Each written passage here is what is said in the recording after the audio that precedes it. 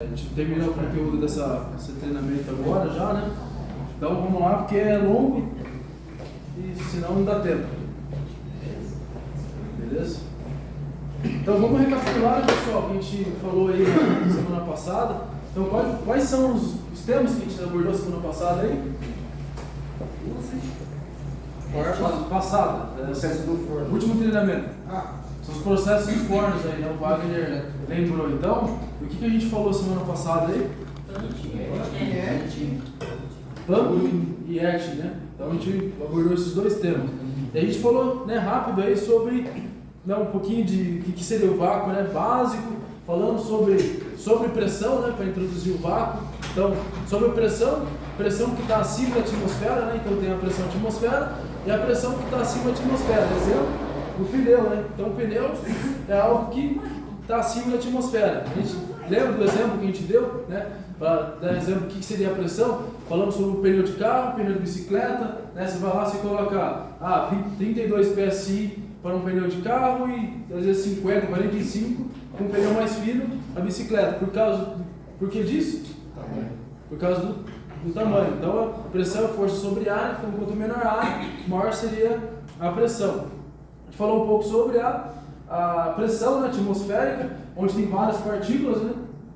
Aí quando você faz um alto vácuo, a gente chama, você diminui ainda mais as partículas, e o vácuo aí, né, o mais alto alcançável, ainda mais, né? Mas todos ocupam, né, o recipiente como um todo. Falamos sobre colisões, né? Uma partícula bate na outra, né? E aí quando essa partícula bate na outra, quando bate na parede do forno, que vai ocasionar a pressão. Voltando, né, naquele slide anterior, o exemplo da água. Então quando você tira 50% do recipiente com água, você deixou ele meio vazio aí, né? Então você tirou 50%. Quando você tira 50% das partículas, né, no caso do gás aqui, você tem menos partículas, só que você ainda continua ocupando todo o espaço, né? Então, para gás e para líquido, é diferente um pouco a forma de você abordar.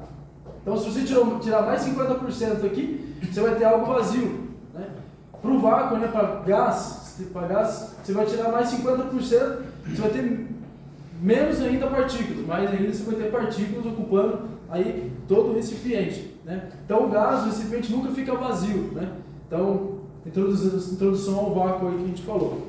A gente mostrou essa imagem para falar sobre o tempo de pampeamento, né? Então, saiu lá próximo à pressão atmosférica, em 8 minutos chegou uma pressão aí muito próxima do zero, né? E a gente falou também, existe pressão negativa? Não? Então, o que existe? Pressão abaixo da atmosfera. Pressão abaixo da atmosfera. Então, quanto mais próximo do zero tiver, melhor esse vácuo, né?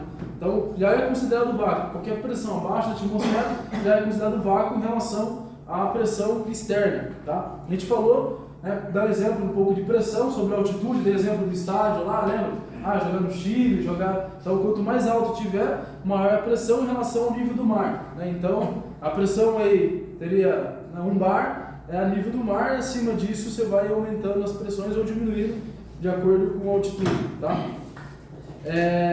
Aí, ele falou por que o vácuo é importante no nosso processo. Vocês lembram aí por que o vácuo é importante no processo?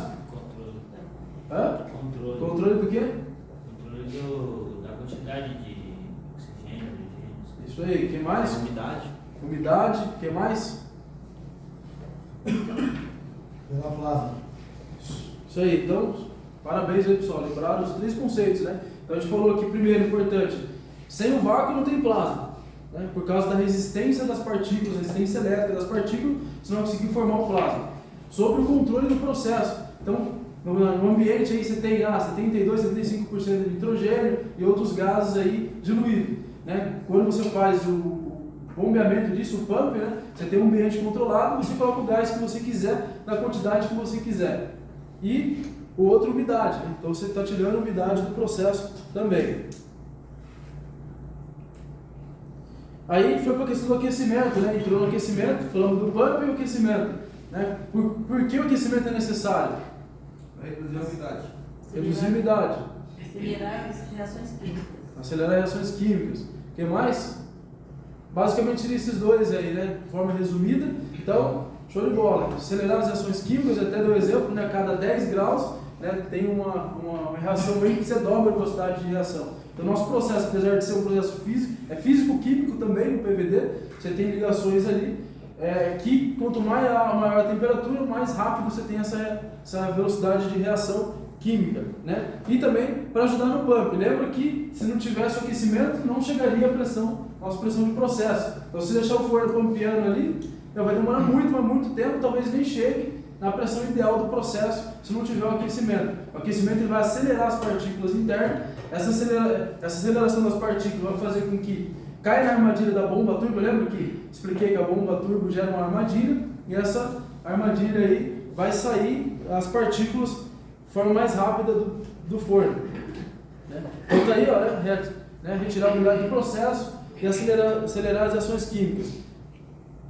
Dei o exemplo do esquemático do forno, falei sobre a bomba turbo, a bomba de Prevac, Trivac, as três válvulas, né? A válvula, a gate válvula, a pêndulo válvula, dependendo do forno, a bypass, a foreline e o recipiente lá, que é o forno de revestimento.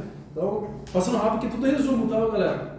Beleza? Isso aqui é outro esquemático, como que a gente vê no forno, né? Isso aqui, então, as válvulas, três válvulas que estavam no esquemático anterior, está aqui. A válvula de pré-vácuo, as bombas de pré-vácuo está aqui, né, que são duas, a Trivac e a Roots, e a bomba turbo, né? A bomba turbo, ela tem uma particularidade, qual que é a particularidade dela? Só liga no final.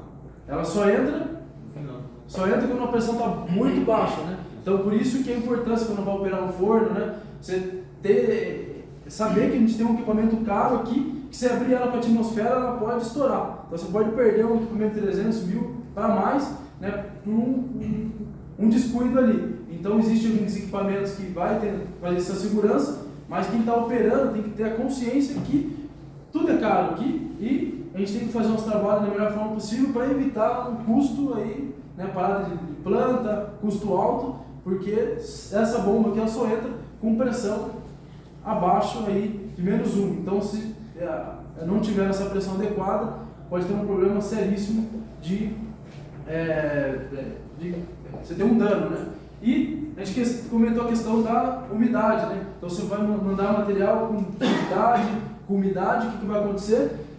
Todo esse sistema aqui ele vai ser afetado, as válvulas, as bombas, né? Então a gente tem um sistema caro aqui por trás, né, do processo, que precisa de todo esse cuidado na hora de estar fazendo o nosso manuseio, para que entre ferramenta limpa e seca aqui no processo. Certo? Ué, mas você chegou a comentar, você fez essa observação agora sobre a umidade, né? A questão de tempo que o forno fica com a porta aberta, com de umidade, essas coisas. Eu até comentei, desculpa, eu comentei assim. Tem que fechar e a porta não pode ficar aberta, senão entra umidade. Só pelo fundo de tudo, né? Ah, Pelo fundo de tudo e fechar a porta para não é só fechar, né? O ideal é você sempre fazer um bumping ali, não precisa fazer uma pressão tão baixa, né? Mas pelo menos tirar da pressão atmosférica ali, porque realmente isso aí ajuda nessa questão que o Marcos acabou de comentar, das válvulas e até mesmo o tempo de bombeamento, esforço excessivo para as bombas aí, quando na verdade se você tem um forno mais seco possível, ajuda muito mais. Maravilha. Beleza? Então, pessoal, a gente falou das duas etapas, né? Que é o próximo etapa de pump e heating. Então, hoje a gente vai abordar a etapa de etching.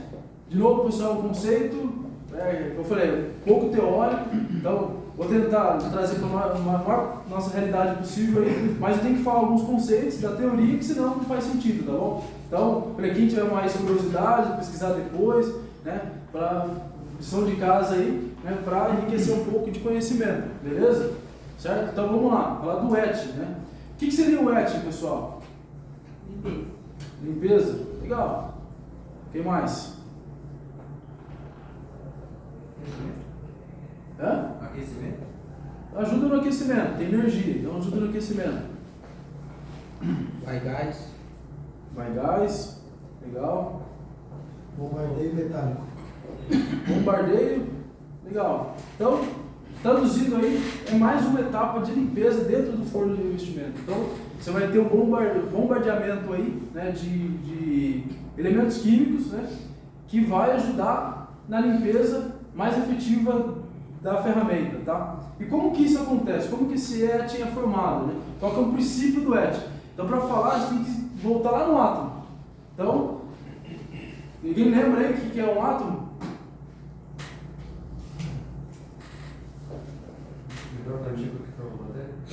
menor partícula que forma matéria. Show de bola aí, Eliseu.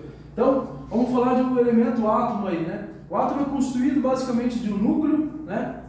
Um núcleo e uma eletrosfera, certo? No núcleo onde você tem os prótons e nêutrons e a eletrosfera onde você tem os elétrons. Então, temos aqui, ó, prótons e nêutrons e a eletrosfera. A eletrosfera basicamente aí é o que importa pra gente, tá? Ou onde os elétrons aí, ele tem a circulação, tá? Onde é formada a corrente elétrica. Então, de forma bem prática aí, um átomo é a menor partícula que você pode dividir uma matéria e ela continua ainda com suas características daquela partícula, né? Então estamos falando de um nitrogênio, então você vai dividir uma partícula até o menor possível, você vai ter uma partícula minúscula de nitrogênio. Ah, vou dividir um argônio, vai dividir, né? Você vai diminuir tanto essa partícula até você chegar na estruturinhazinha que é essa daqui, que é um átomo, e ela mantém aí as características da matéria. Então, vamos dar um exemplo do nosso, que é o que a gente usa aqui. Então, um átomo de argônio. Vocês lembram aí que são os gases nobres lá na tabela periódica? O que são os gases nobres? Uns fizeram assim, outros...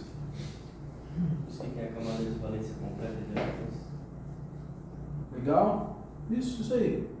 Então, na última, né, você tem lá na família 8A, né, da tabela periódica, você tem os elementos que é nobre. Então, até para ficar meio, né, para lembrar, nobre não se mistura. Ou seja, são gases que não reagem com outros gases. Ou seja, ele já é eletricamente ligado aí, né, tem as particularidades, né, da última camada da eletrosfera aí, que ele não faz ligação com outro átomo. Então, a gente utiliza esse elemento, né, que é um elemento nobre, que é o argônio, para fazer parte do éten aí, né? E como que é feito esse éten? Existe, né, aqui é uma molécula de argônio. A molécula de argônio, ela tem basicamente aí 8 elétrons, 8 prótons e 8 elétrons na camada de valência. E quando você tem número de prótons igual ao número de elétrons, ele é eletricamente neutro. A gente não fala que ele não reage com nenhum gás, e ele também não é atraído nem de forma positiva ou negativa, eletricamente falando, né? Então, o que acontece com esse gás lá no ion chamber? Já ouviu falar do ion chamber ou não? Então, lá no ion chamber, por que chama isso não ion chamber? É câmara de ionização. Então, vai fazer o que? Uma ionização desse gás de argônio nessa câmara, que é o ion chamber. Então, lá você tem um filamento de tungstênio nessa câmara de ionização, que ele desprende elétrons. Então, uma das propriedades do tungstênio, ele desprende elétrons quando passa por corrente elétrica. Então, é aplicado a corrente elétrica nesse tungstênio e vai desprender elétrons. Esse menoszinho que você está vendo aqui, ó. Então, entra essa partícula inteira, né, esse átomo, né, na verdade, esse átomo aqui, e esse tungstênio vai desprender elétrons. Quando ele desprende elétrons, o que vai fazer? Ele vai arrancar um elétron da camada de valência, da última camada de valência do argônio. Tá? Arrancando esse elétron da camada de argônio, vai virar o quê? Um argônio com um elétron a menos. Se ele tem um elétron a menos, ele tem mais prótons do que elétrons. Então ele tem cargas mais positivas do que negativas. O que vai acontecer com esse gás? Ele vai ionizar, né? Ele vai ter uma carga positiva. Por quê? Porque eu tenho mais prótons do que elétrons. Entendeu o conceito aí ou não? Então, quando eu tenho a mesma quantidade de prótons e elétrons, eu tenho um átomo estável, neutro. Ou seja, um anula o outro. Pensa em termos de anulação, mais anula o menos. O menos 8 anula o mais 8. Quando eu tiro um elétron da camada de valência, estou tirando um elétron. Então, se eu tinha 8, eu vou ter 7. Então, eu tenho mais prótons, 8, do que o elétrons. Eu vou se tornar isso aqui o quê? Um argônio mais carregado positivamente. Nesse momento que é feito isso, você criou um desbalanço, quimicamente falando, que eu vou ter um íon positivo. Um íon com carga positiva. Quando eu tenho um íon com carga positiva, já não tenho mais um argônio que ele não reage mais. Eu já tenho um argônio reativo. Né? Eu tenho um argônio que eletricamente ele vai ser atraído por um negativo. Então, se eu tenho uma carga positiva agora aqui, se eu tiver uma outra carga negativa, ele vai ser atraído.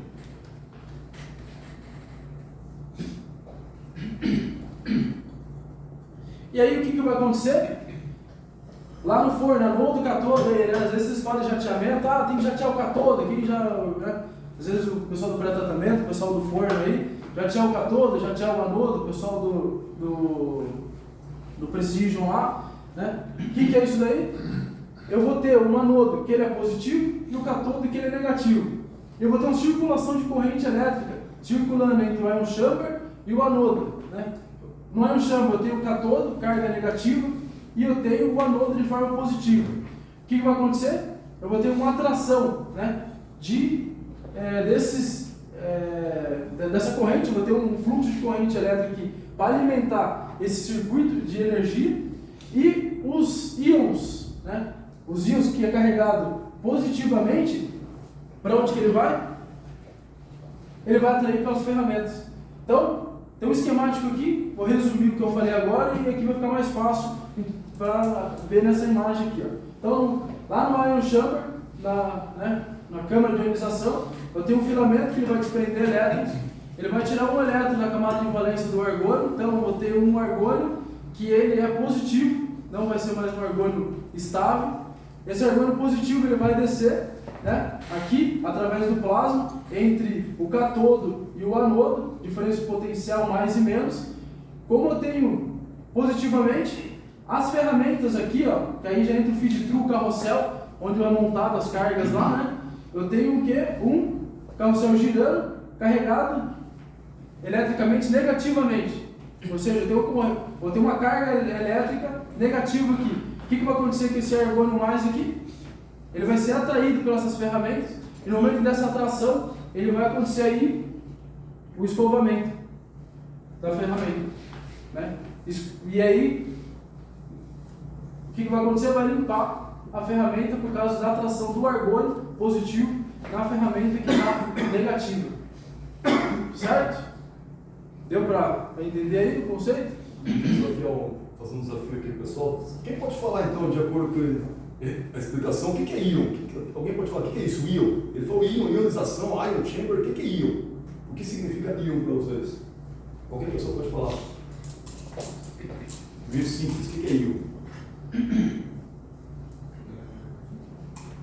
Porque é complexo esse negócio, não é simples de entender, mas vamos lá. O que o Emerson passou agora? Ele mostrou o que é átomo. Alguém falou, átomo é a melhor partícula, como é matéria. Átomo não tem nada, tem núcleo e os elétrons girando em volta. Todo mundo sabe o que é átomo, certo? E o que é íon? Íon é um átomo carregado. Acabou. E se o átomo não está carregado? Então ele não chama íon. Ele é só um átomo. E se ele está carregado positivamente? É íon. E se ele está carregado negativamente? Ele é íon. Se ele está carregado positivamente, ele vai ser atraído por negativo. Se ele está carregado negativamente, vai ser atraído pelo positivo.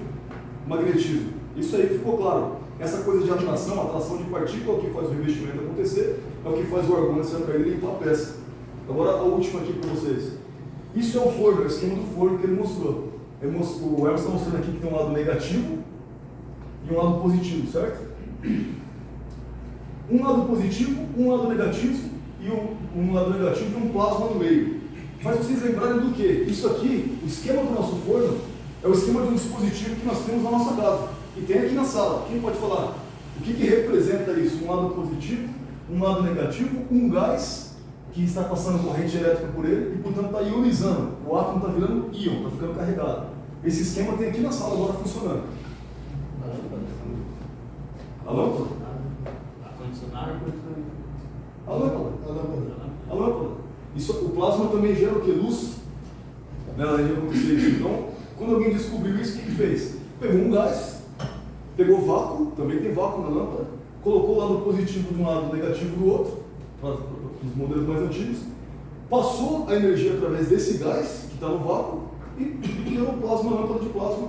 E na sua casa, o que você tem que também tem essa coisa? Na casa de vocês? Sem ser lâmpada. Não tem ideia? Nunca viram o nome plasma? Isso aqui é um plasma. TV.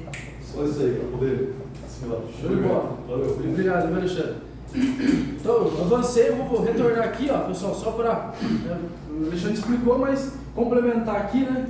Mostrando no átomo o que acontece. Então, o íon, né? Quando eu tiro um elétron aqui, né, da camada, eu vou ter um desbalanço, né, entre o átomo que ele é estável e vou ter um ímã positivo. No momento que eu tiro esse elétron, só que tudo na natureza, o que acontece? Ele tende a voltar ao equilíbrio natural, né? Então, se ele é eletricamente 8 prótons e 8 elétrons, isso tende a que naturalmente na natureza esteja assim. Então, acontece a todo momento essa recombinação desse elétron que foi perdido, certo? Então, ou seja, eu perdi um elétron aqui por atrito, vai voltar de novo esse elétron nesse argônio. Quando acontece isso, a luz é emitida, que ele explicou. O que é essa luz emitida? Essa luz que você enxerga.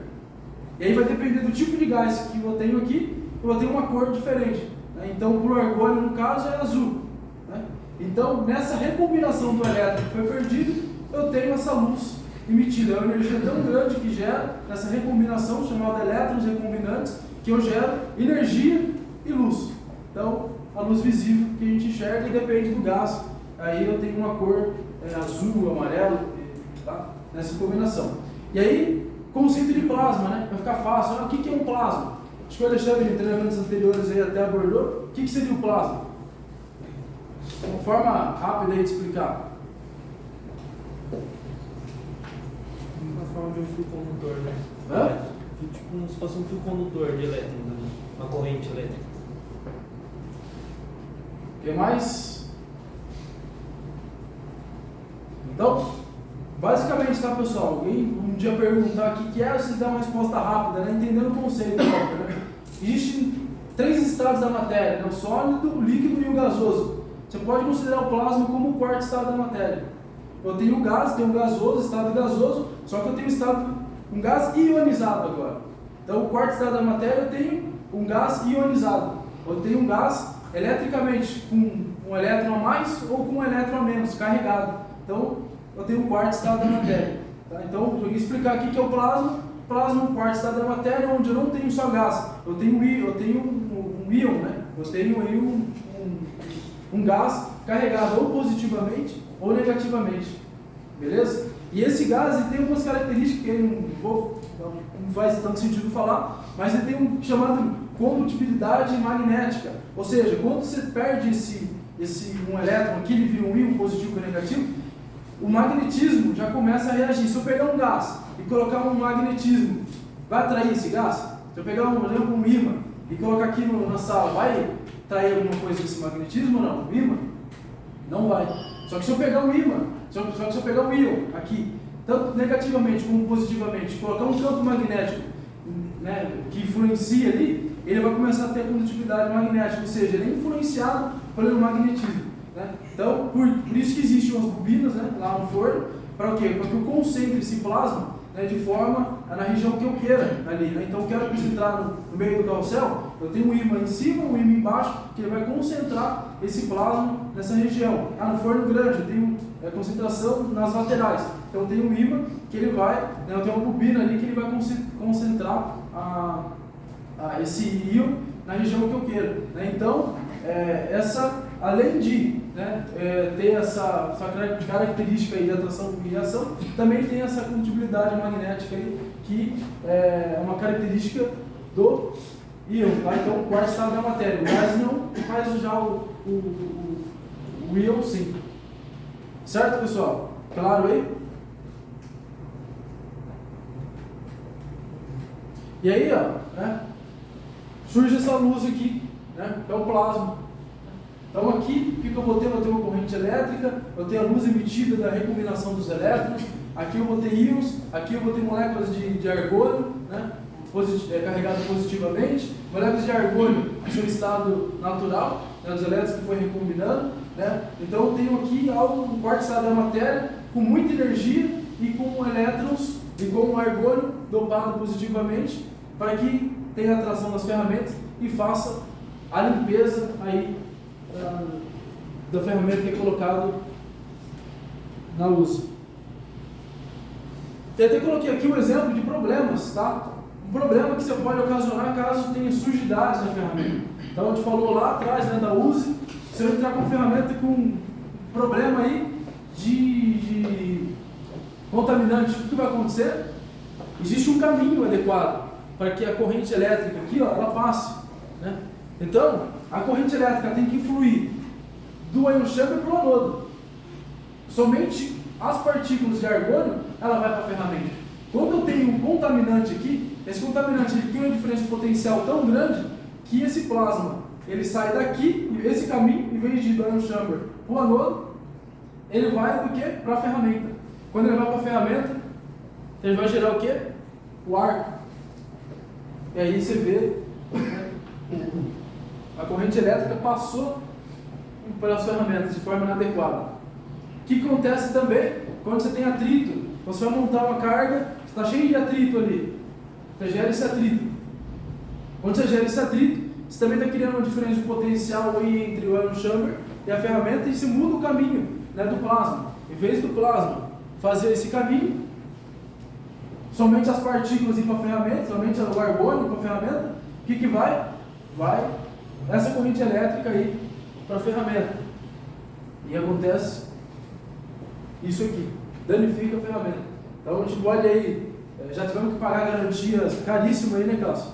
Por causa de atrito, ferramenta suja, né, e outros aspectos de montagem ali.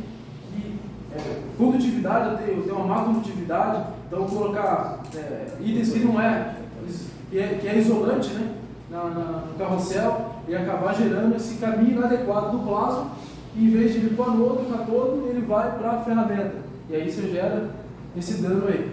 Mas dá licença. Aí são vários pontos, gente. Assim, tudo é detalhe e cuidado, né? A gente tem uma manutenção de 80 cargas lá no carrossel, por exemplo, para evitar esse tipo de problema. Se você não tem, por exemplo, um contato bom ali onde está a esfera ela está desgastada, ela está oxidada, ela está com sujeira, ela gera um falso contato, um mau contato, vamos dizer, né, em toda a esfera da árvore ali. E aí gera esse mau contato. Você tem um dispositivo ruim que ele entra na carga batendo uma na outra. Conforme vai girando, ele fica batendo, ele não tem uma estabilidade. Ele gera um falso contato elétrico também. Você entra com ferramenta úmida, por exemplo, lá está trincado, tem uma certa sujidade lá dentro. Na hora que vai para o ético, por exemplo, ela começa a se gaseificar. Tem a tração, esse arco também gera isso aí. Então, só tem muitos detalhes. Então, quando a gente fala da limpeza, os cuidados, manutenção de dispositivo, manutenção de carrossel, tudo isso é para evitar essas questões. Em alguns casos, não chega a acontecer de danificar a ferramenta por sorte, mas parou o processo, por exemplo, por arco.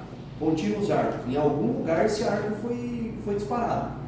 E por sorte, muitas vezes acontece de ir para o carrossel, vai para o dispositivo, né? E não pega na ferramenta. Mas em algumas oportunidades, acontece aí, a gente tem que pagar a garantia do cliente. Isso que a gente tem um bloqueador lá, vamos falar assim, né, no forno, que bloqueia o arco, né? Então, ele verifica que vai estar dando arco na ferramenta, ele corta para não gerar esse dano. Mas às vezes a contaminação é tão grande, né, o atrito está tão grande, que mesmo com o equipamento ali para resguardar isso, ainda passa para a ferramenta e você tem um problema aí de arco. Esse aparelho aí é o arco protege? Protege. Certo? Ficou claro, pessoal, a parte do Action aí?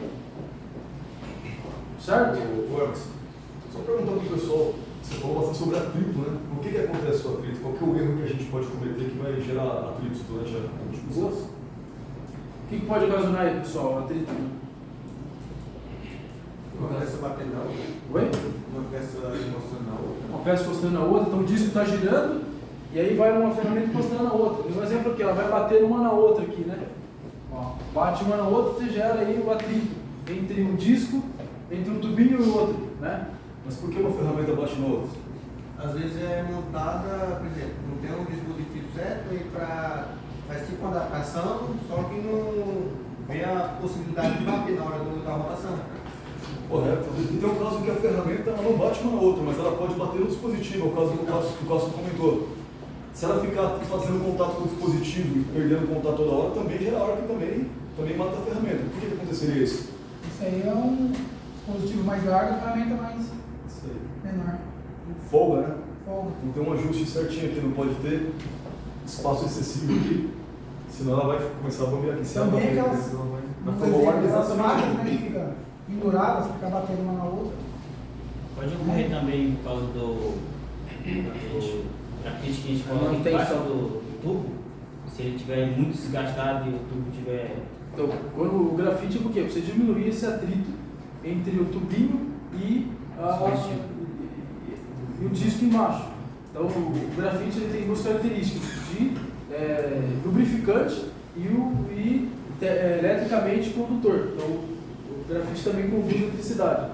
Quando você está sem a arruela de grafite, você está atritando metal com metal. Então, o que vai acontecer? Você vai aumentar o atrito e vai ter uma má condutividade elétrica aí. Na desmontagem dos carros também, ao tirar as esferas, dá para perceber que tem umas que são tão menores que as outras. Por causa do desgaste em cima somente daquela esfera. Aí o chat fala para retirar essas esferas, porque senão vai dar atrito só em algumas e vai acabar dando problema na... Show de bola, Maravilha. Uma dúvida, pessoal, mais um complemento aí? Do etching, cara, acabou ou não? Do etching, isso. Acabou? Aí eu vou pro coach. Tá, eu vou fazer uma pergunta, principalmente o pessoal do fórum. O Emerson usou bastante a referência do processo de etching, falando do gás argônio. Por que a gente tem etching de argônio e etching de hidrogênio? Qual que é a diferença? A pureza?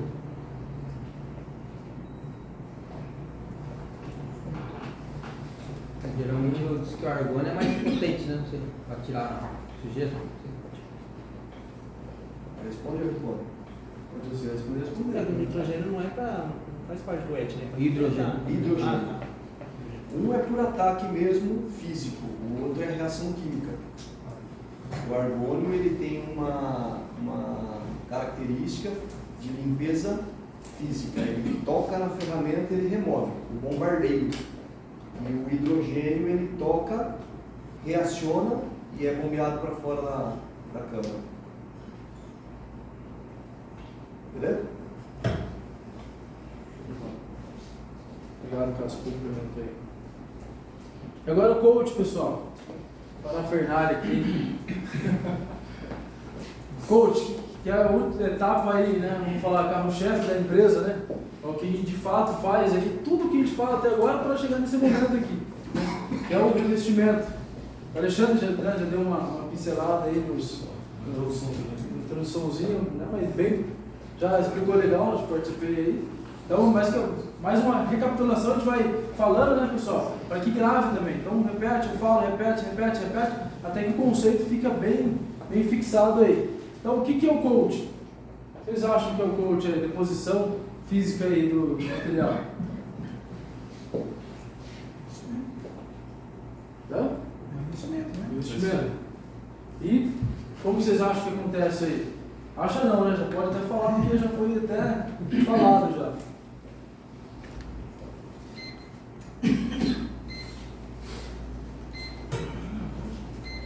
graus, já vou morrer aqui dentro.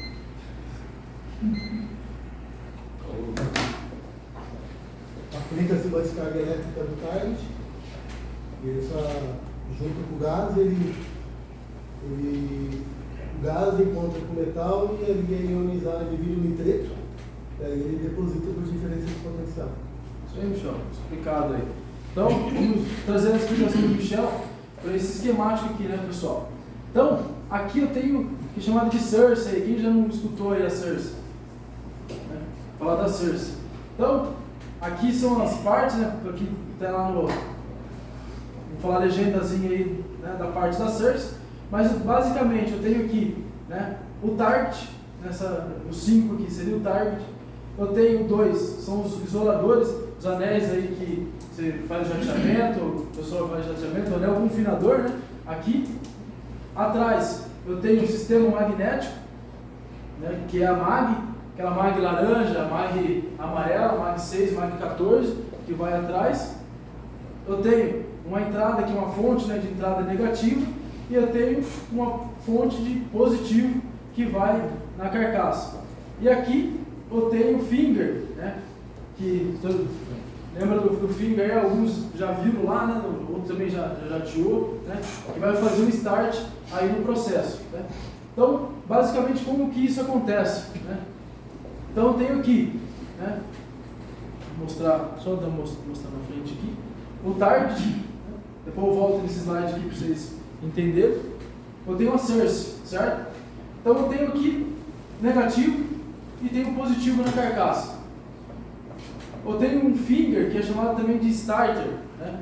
Eu vou acionar esse finger, né, aqui, eu vou gerar uma corrente elétrica, né, do target para a carcaça, certo? Ou seja, eu vou criar um plasma aqui, eu vou criar uma corrente, um fluxo de corrente nessa região. Junto com isso, é entrado por esse processo nitrogênio, né? Eu tenho um gás aqui que ele vai entrar, que é o nitrogênio, e eu tenho um material base que vai ser evaporado desse target, certo? Uma corrente elétrica passando aqui em alta potência, o que vai acontecer? Ele vai evaporar, vamos falar assim, evaporar o material do target em forma de novo aqui, ó, um íon positivo. Lembra lá do íon que a gente explicou no ET? É válido para o mesmo conceito aqui, ou seja, tem uma carga carregada positivamente. Aqui, o 11 aqui, né, é o material base, é a ferramenta a ser atraída, e o 12 é o carrossel, é o dispositivo, fixação dessa ferramenta. Aqui eu tenho uma diferença de potencial, eu tenho uma tensão negativa, ou seja, eu tenho um material base positivo que está sendo evaporado por essa corrente elétrica que passou, né, através da source, né, no sentido de fornecedor, no sentido de gerador de potência, certo? E vai ser atraído esse íon positivo por um material base. Só que antes de chegar, vamos falar, esse íon, né, até a ferramenta, lembra do gás que a gente tinha comentado, né? Então vamos falar para o titânio, exemplo do Barnett A. Então eu tenho aqui um target de titânio, target de Barnett A, e tenho o nitrogênio que é injetado através do gás. Então eu vou evaporar uma partícula de titânio, mais titânio carregado positivamente, mais o nitrogênio, o que vai virar? Nitreto de quê? Nitreto de titânio. Aí esse nitreto de titânio, o que vai acontecer?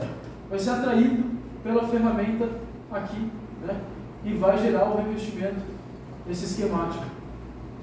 Certo? Então, o Alexandre já explicou nesse conceito lá atrás, mas tentando trazer aí, né, um pouco mais detalhado aqui, basicamente como que acontece essa reação dentro do forno. Tá? Então, mostrar aqui, né? Aqui eu tenho o target, então tá em corte aqui, não. Então imagine que esse target aqui está em corte, mostrando essa imagem, e não dá para aparecer legal, mas dentro do forno você vai ver um aspecto de um plasma. Lembra que o plasma gera o quê? Cor, certo? Ou seja, estou vendo uma luz visível aqui. Ou seja, tem uma corrente elétrica circulando entre o target, entre o material base e a carcaça do forno. Né? E evaporando, ele tem uma energia tão grande que ele vai evaporar os materiais. Então ele vai evaporar aqui, ó, elétrons da corrente elétrica, ele vai evaporar os íons metálicos, então no caso do titânio, no caso do cromo, no caso do titânio e alumínio, né, diversos materiais básicos que a gente tem, e vai evaporar elementos aí que está no target, elementos neutros aqui, né, átomos neutros aqui, certo? E esse conjunto, né, esse mais aqui, titânio mais, vai ligar aí com gás e vai virar um nitrotitânio, ou vai virar o alcrono, no caso, que é o quê? O alcrono, lembra da sigla do alcrono? Nitreto de... O que é isso? Nitreto de cromo alumínio, certo? Então o nitreto, o N, né, vem do gás, o cromo alumínio vem de onde? Do target, material base. Então esse elemento é evaporado e reagido com gás e fixado aí na ferramenta.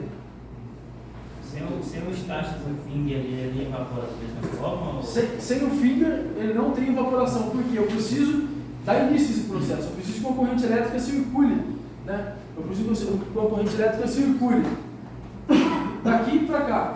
Se eu não tiver um starter, não vai ter corrente elétrica. Eu preciso iniciar isso. Então por isso que ele entra e sai. Então na hora de regular, né, 5 milímetros lá, o pessoal do forno, fazendo a regulagem do forno setup.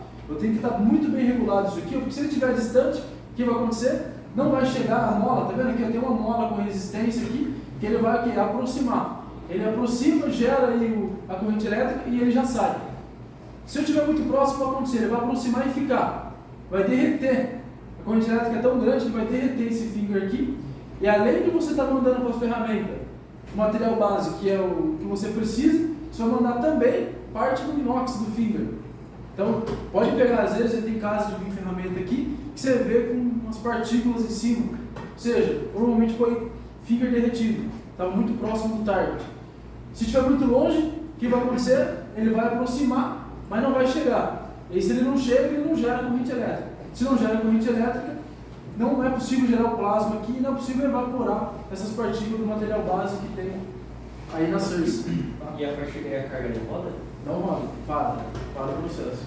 Então o forno ele vai lá dar, ele vai tentar 14, 15 vezes e vai dar lá maximum ignition tries. Ou seja, ele vai dar o alarme, o limite máximo atingido e vai parar o processo.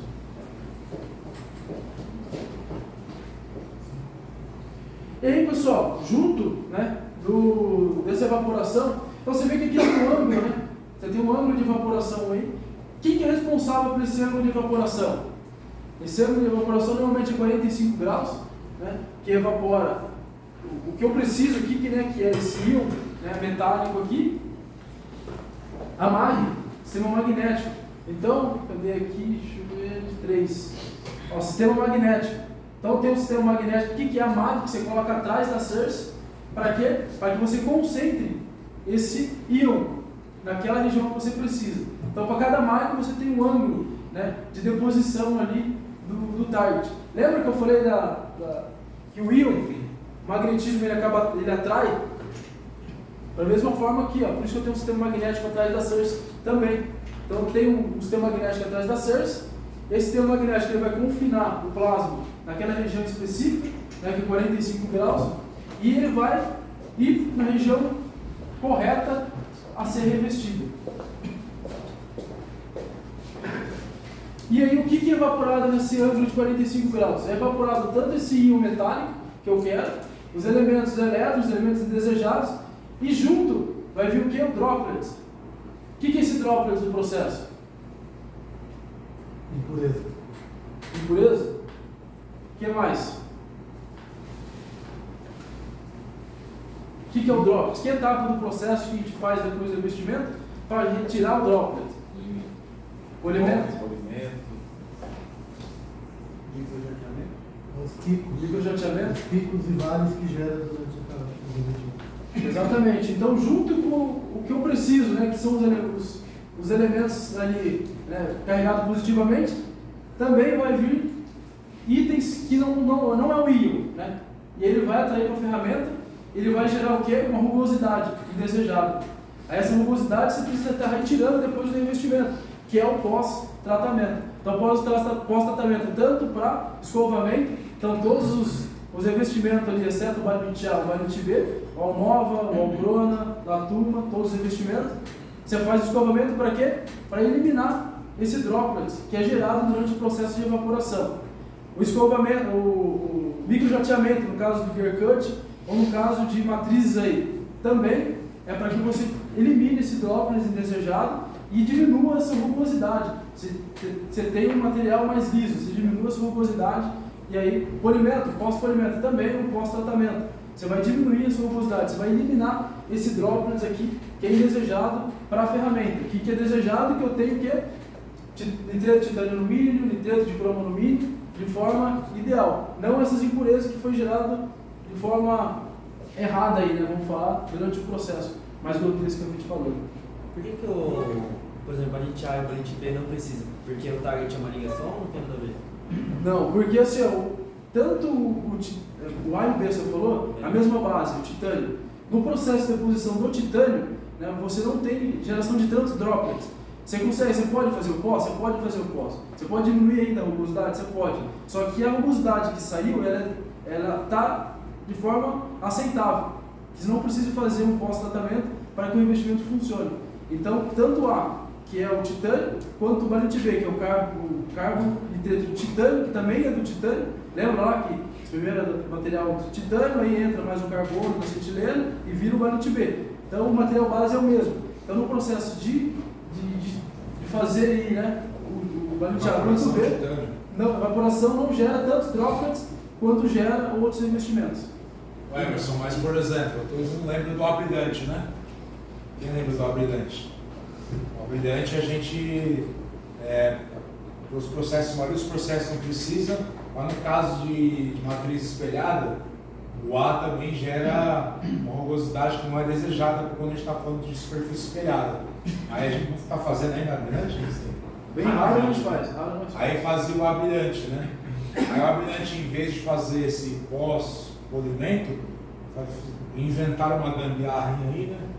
Que é aquele groove, né? Que é um rebaixo da target, certo? Rasgado. É justamente para fazer um canal aqui no target, para diminuir o número de droplets e aí o revestimento ficar mais suave, né? Mas é só no caso muito específico de matriz espelhada, de molde espelhado.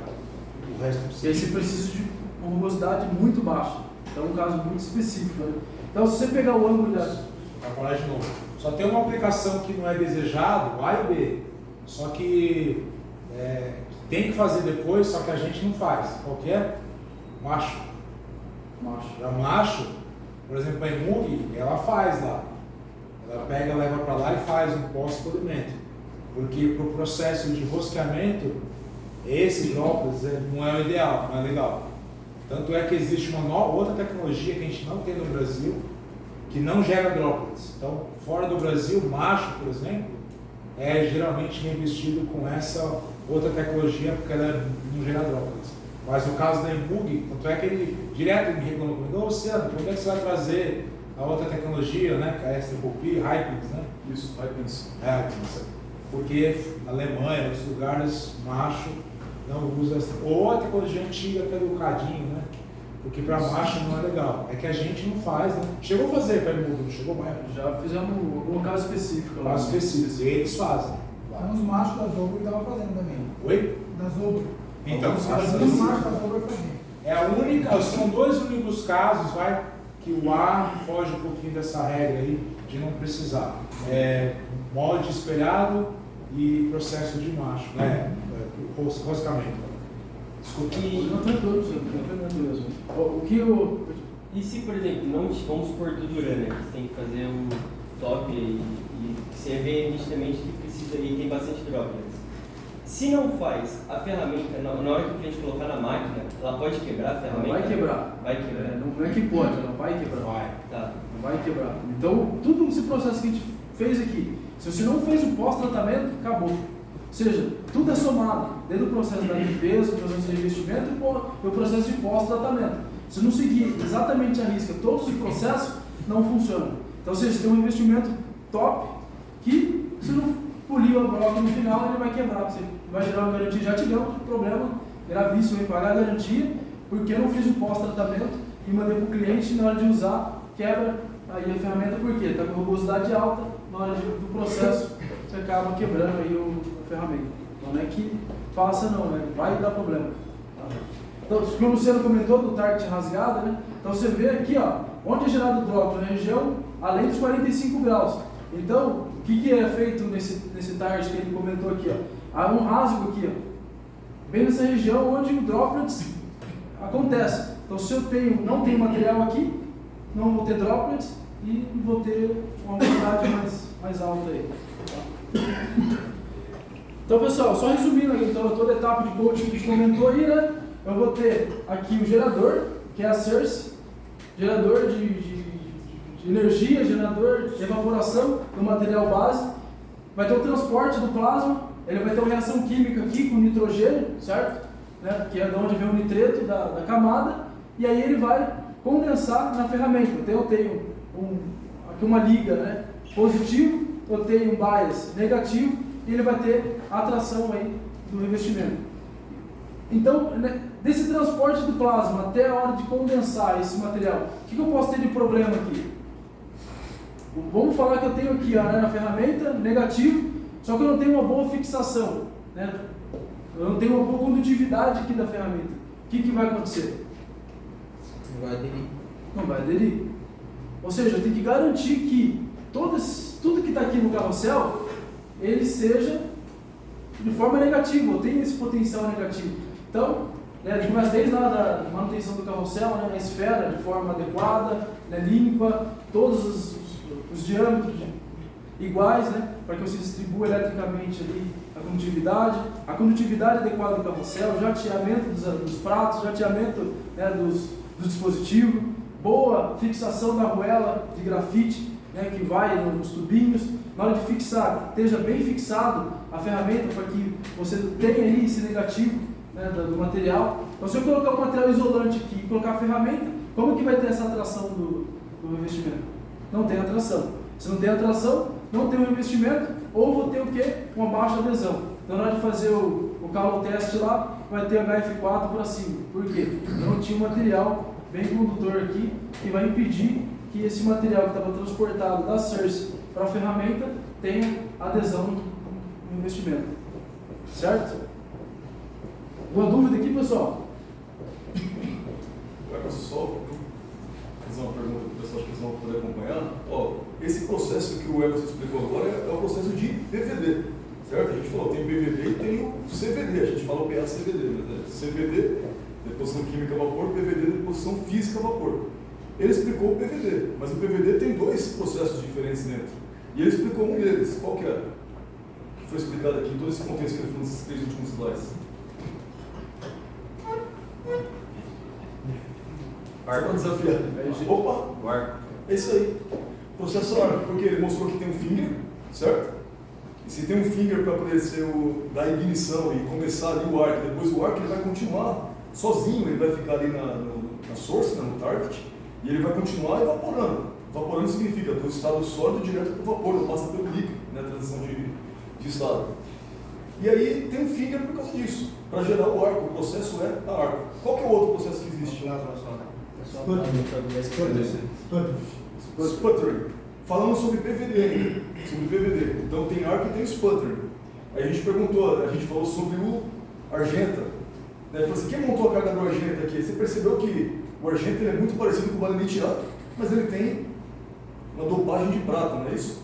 A gente viu que ele tem lá os targets de titânio e ele vai ter um finger em cada um deles para poder dar ignição, fazer o arco e tal. Só que no target de prata não tem finger. E por que não tem finger no target de prata? Se o processo argento é um processo só. Então ninguém vai lá e monta um finger no target de prata, não precisa. Por quê? Porque a magna é 127 é energizada. Tem o campo magnético na.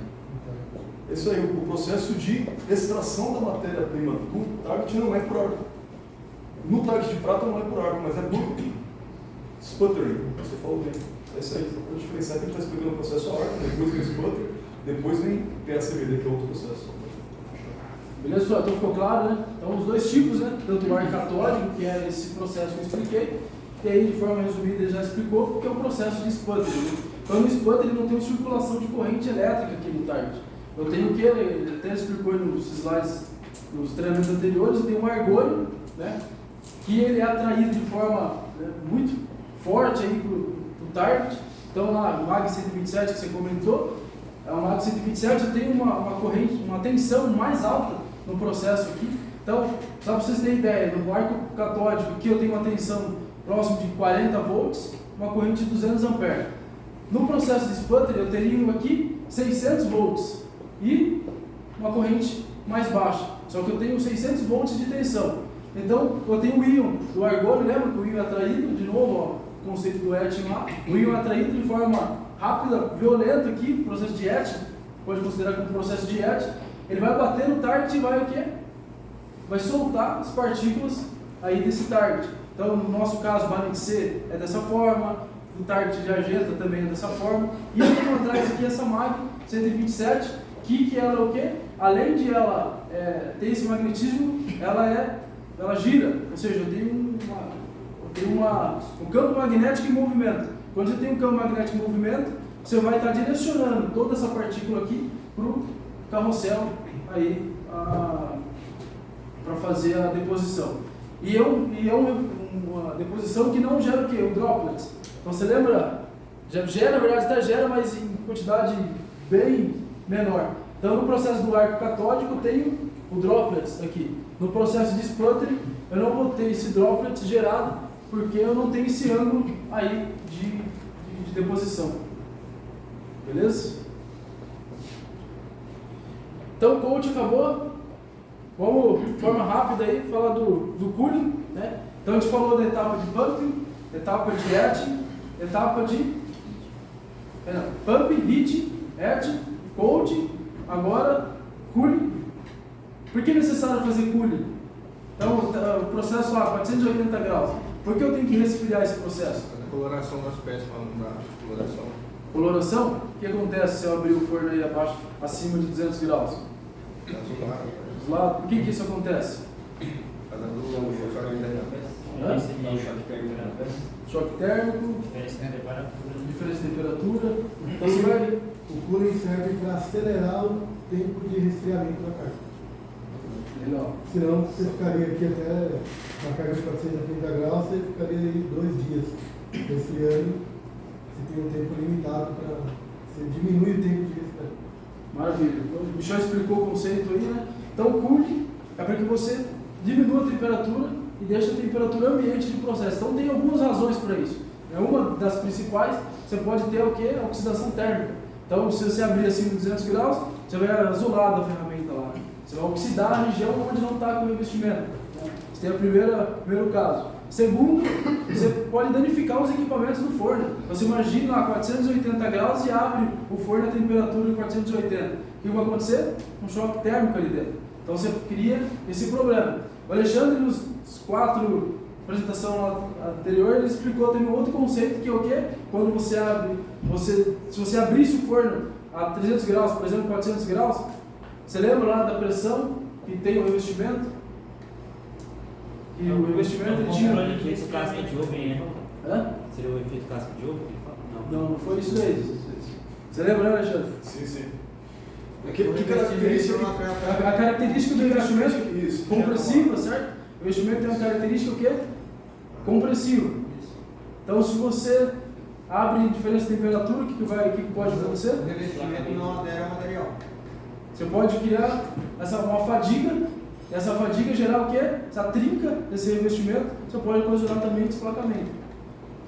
Exato, é porque tem dilatação e contração térmica, né, que a gente falou. Se você aumenta a temperatura, os materiais dilatam. Se diminui a temperatura, eles contraem. Se você abrir, o que pode acontecer? A camada vai ter um resfriamento, por ser um material cerâmico, muito mais lento do que o material metálico, que é o substrato. E aí, se tiver essa diferença, ele vai desplacar por causa disso. Você vai quebrar a camada porque um contraindo uma velocidade e o outro contraindo o outro. Então tem que ser um resfriamento também controlado. Velocidade de resfriamento é controlada. Você falou no treinamento, né? Porque esfriar de forma mais rápida, né? Tipo, joga água para esfriar rápido, né? Esse controle de resfriamento para o revestimento acompanhar o resfriamento da peça, né? Então, conforme ele vai diminuindo a temperatura, dilatação, vai acompanhando todo o conjunto de igual forma, a gente não tem essa quebra do revestimento aí, tá? Depois do cooling, você tem um processo de leak rate, que é o que? O leak test. O que é o leak test? Verificar o que no forno? Vazamento. Se não tem vazamento, tá? Então, de forma bem resumida, né, é feito um teste após o processo aqui, pelo menos uma vez por dia, em cada forno, que deve ser todas as cargas, que ele mensura a quantidade de ar que entra dentro do forno. Então, lembra do vácuo, né? Então, o vácuo, tudo que eu tenho, abaixo da pressão atmosférica. Então, se eu tenho uma pressão lá de fim de processo, fecha todas aquelas válvulas que eu expliquei para vocês e deixa o forno em um tempo, né? Para ver o quanto de ar que entra dentro do forno. Se você deixar o forno lá 10 dias, naturalmente ele vai abrir, porque ele vai entrando naturalmente ali na pressão atmosférica interna. Só que é feito dentro de um determinado tempo. Então, se você olhar pela formulazinha aqui, a leak rate é uma taxa, né? Ele pega uma pressão final, menos uma pressão inicial, né? Diferença de pressão entre o que começou e o que terminou, e divide pelo tempo. Então, existe o ideal. Acima disso, quer dizer que o forno está com vazamento, ou seja, está entrando mais pressão atmosférica e mais partícula atmosférica do que deveria para aquele determinado tempo. Então, o forno vai acusar que ele está com vazamento, né? E o forno com vazamento, o que significa isso? Lá no conceito do vácuo, lá, que a gente explicou, Se está entrando partículas que indesejáveis no processo, você não vai ter mais um ambiente controlado. Então você não tem mais aquilo que você precisa do forno, exatamente como a quantidade que você precisa. Você vai ter elementos a mais ali no processo e aí você não tem mais o controle daquilo que você está dentro do forno. Então o leak test é muito importante no processo para garantir a qualidade do investimento, para saber exatamente aquilo que o forno precisa para o processo de investimento. Certo, pessoal? E o que a gente faz para poder evitar o vazamento no setup, carga por carga? Como que a gente evita o vazamento carga por carga? Garante que não vai acontecer no setup. A carga não teve cor. Não, isso é para medir, mas o que a gente faz? Puxa, eu preciso ter certeza que essa carga que eu estou pondo agora no forno não vai vazar. E tem um procedimento que a gente faz para prevenir vazamento. Ela marca lá, né, que tem um sinal, né, que tá verde, amarelo. Limpa óleo. Isso aí é o status do leak atual. Mas o que está falando? Limpa óleo. Limpa o óleo da porta. Esse é o principal, faz parte do checklist, né, do processo. O que mais?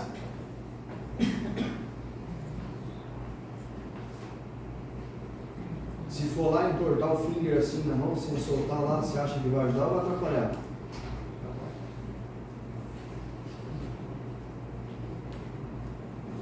Pode falar, pessoal. Pode falar, fica à vontade. O Luciano está aqui, mas ele está aprendendo, nem nós. O balanceamento da carga ele é importante, porque no caso do carrossel tem o foot tour, né? Então, com certeza ele tem vedação. Se você tem uma carga que tem um peso maior para o lado de cá e você começa a deslocar isso aqui, você tende a mexer na montagem do O-ring que tem ali e gerar uma possibilidade de entrada de ar na máquina. Falar uma coisa, não sei se tem sentido. O que você faz é o setup, né? Antes da carga. Sim. Antes de colocar a carga. É o setup. Você garantia usar o dispositivo, né? Não dá tentar forçar nada. Exatamente. Então, pessoal, tudo que vocês falaram aí se complementam, né? Então, o que o Michel falou do balanceamento da carga, nos forno 13, no forno 12, acaba não gerando esse possível aí, porque o processo de finitura é diferente, né? Mas no forno B, sim. Se eu tiver um desbalanceamento lá, você tem anésio e vedação no sistema que pode ocasionar esse vazamento. Durante o setup, o Cássio falou, você pegar o bico e virar ele, em vez de soltar o parafuso e virar ali, você pode quebrar uma cerâmica, né, que tem em cima do forno e gerar um vazamento antes do processo. Durante o setup, vai lá e bate na cerce para tirar o target. O que você vai fazer? Tem um sistema de O-ring atrás da cerce. Você não pode bater. Né? Aí pode gerar o quê? Você pode estar gerando um problema no O-ring que faz a vedação e gerar um vazamento. Né? Na hora de limpar no caso do target, isso aí você vai bater aquela sujeira que fica lá, ela vai entrando lá dentro. Vai entrando, fica entre o O-ring e a vedação e gera vazamento. Vou fazer a limpeza do anodo, né? E aí eu torço o anodo lá e quebro o anodo. Você pode gerar um vazamento de água, né?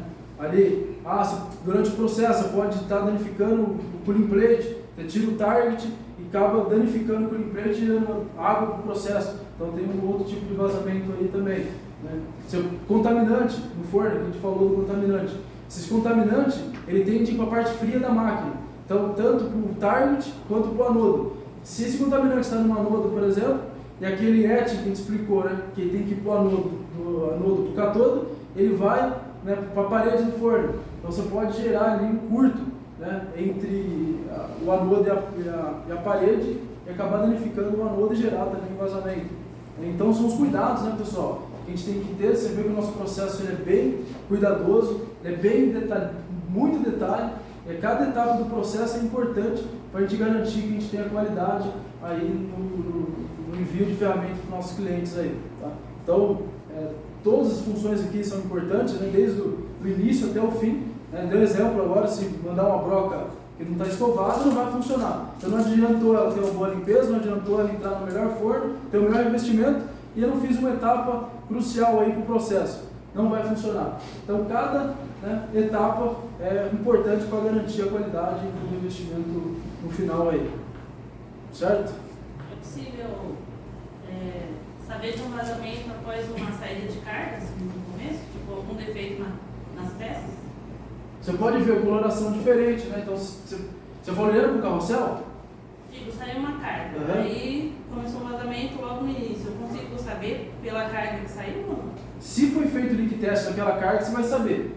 Se não foi feito leak test naquela carga, você pode olhar para as ferramentas, às vezes você pode ver uma coloração diferente, a adesão daquela carga, a adesão deu fora acima de HF4, se aquela carga teve um problema, ou na próxima etapa tem um tempo de pump, né, que o forno faz antes de iniciar o processo. Então, além desse que faz no final, você tem um tempo ali de 20, 25 minutos. Se demora muito tempo para pampear esse forno, quer dizer que ele teve um vazamento grande na última etapa. Exemplo que a gente teve recentemente aí. Então, durante essa etapa, provavelmente torceu ali o bico de acetileno do 13, quebrou a cerâmica, e aí na próxima carga nem pampeou. Então, a manutenção teve que atuar, trocar lá o bico e aí conseguiu partir a próxima carga.